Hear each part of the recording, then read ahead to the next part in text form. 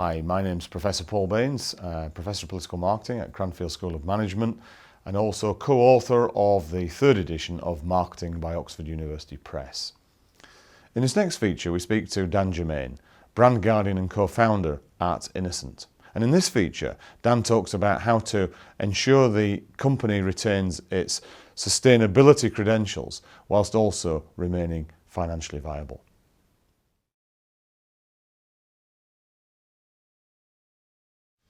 I'm Dan Germaine.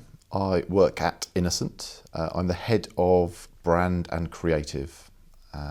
Innocent's a young business. I still think of it as a young business. It's 14 years old and a company that I helped start with my friends back then in 1999. It's bigger now, obviously. We turn over about £250 million. We employ 300 people in about 14 countries. And we make drinks. So we make delicious, healthy drinks made from fruit. So lots of smoothies, lots of juice. And we also dabble in food. We make things called veg pots.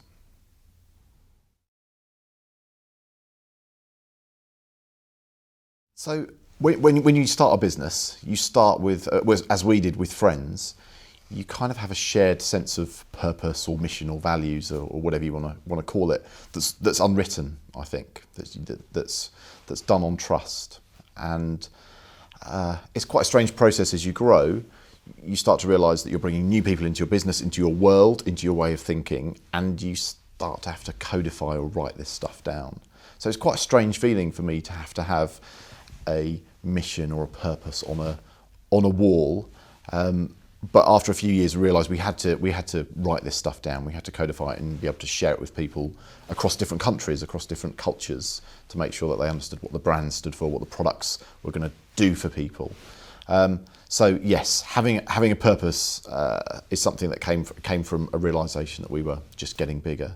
But now that we have it, it's something that we couldn't do without. We couldn't do without this sort of almost like a sort of moral compass that points us in the right direction.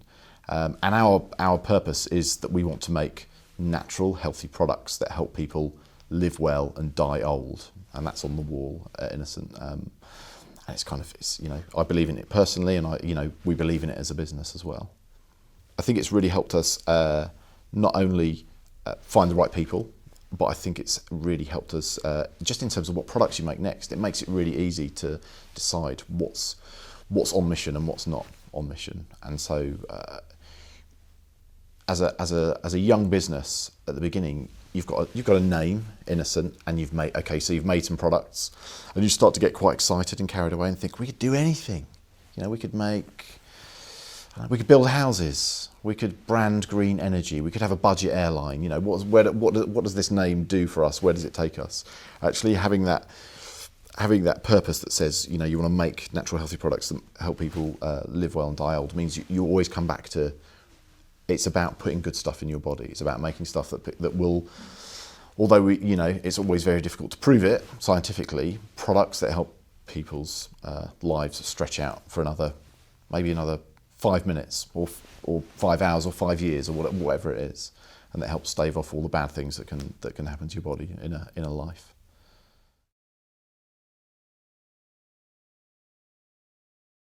Well, packaging's one of the things that made us famous, and it's this again another accident that you have along the way is that obviously you've got to put the drink in something, and we put it in a bottle and we put a label on it, and we had some space on that very first label that we didn't know what to do with, so we wrote dumb stuff that just said hello to people, I think, because we didn't know what else to do with that space. And that became something that people looked for. People liked the fact that there was always a different message on a bottle or a carton, and so it's part of the folklore of the business. Obviously that's all well and good, and a lovely sort of added extra that you get. Actually, the thing that really troubled us at the beginning is that we're making a great product, but also we're creating waste. We're contributing to waste.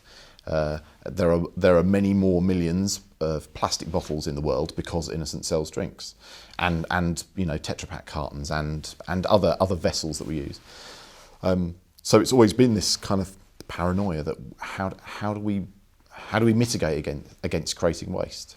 I guess in our values, which again are things that came about out of actually doing business. We didn't have them as a preconceived notion. We've looked at what our business has become, and they're real, is what I'm trying to say.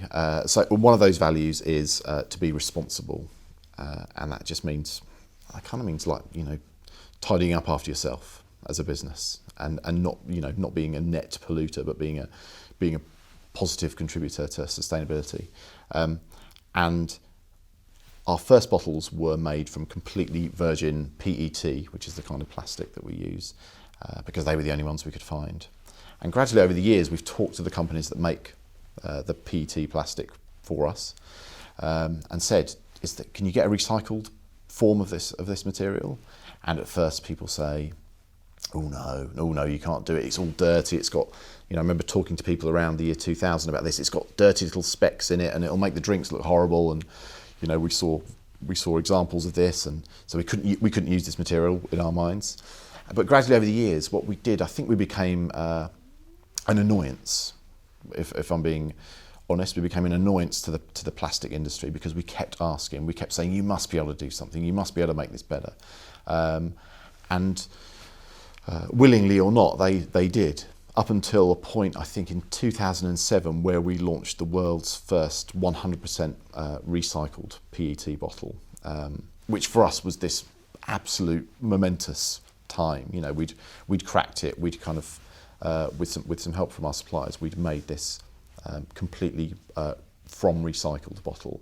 Now, that was a bit of a false dawn, because actually, after putting that product into market for a few months, the quality of it just didn't last, and we couldn't. As a business, we couldn't have that out there, because not that it would endanger anyone, but it didn't look great, and for every, I can't remember the exact numbers, but for every 50 bottles you made, you probably had to dump 10 because they weren't good enough. So I guess what's happened is that we've gone back to the mark where we can guarantee quality, which at first was 30%, and now we're back to 50%, and we'll get back to 100% because the technology will abide, will get us there. But I guess it was a salutary lesson in getting a bit carried away with ourselves when we cracked it, and actually we hadn't done. We were just on, one step closer, I think, to getting a truly sustainable, usable bottle that's made from 100% recycled plastic. And still, I don't know of anyone that's doing it. I still think when we're doing it properly, it will be a world first.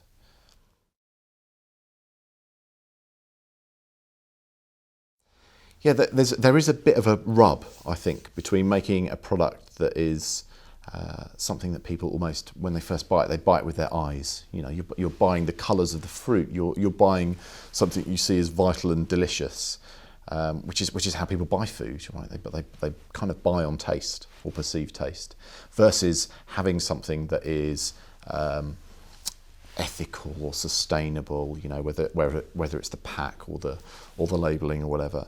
And so we've always had a problem with recycled plastic in particular, because it can take on a bit of a tinge, a sort of bluey tinge, which then alters the colour of your, if you've got a really vibrant mango smoothie, but it's seen through a sort of blue filter, then you end up with a sort of murky green drink, which isn't what you want to put on the shelf.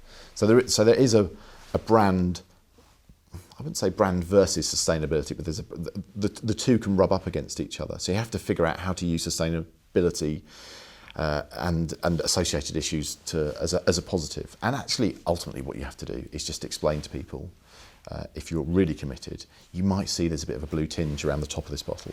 That's because it's made from 50% recycled PET.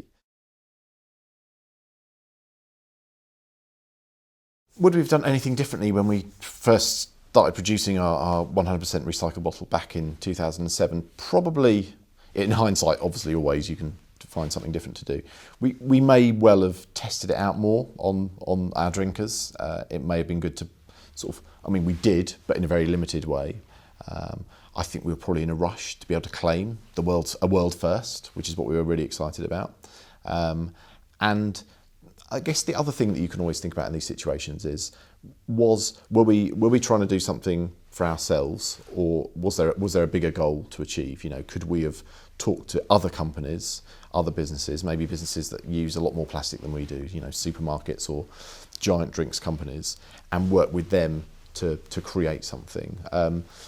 That would have been interesting, and that's the way that we work more now, because you realise that the net positive benefit you can have as a group is always going to be larger than just trying to hide your little project away and serve your own business, which the end point to all of this is that humankind is messing up the planet drastically, and it would be better for these things to be scalable and happen on widely, rather than for you to sort of hide your little trick.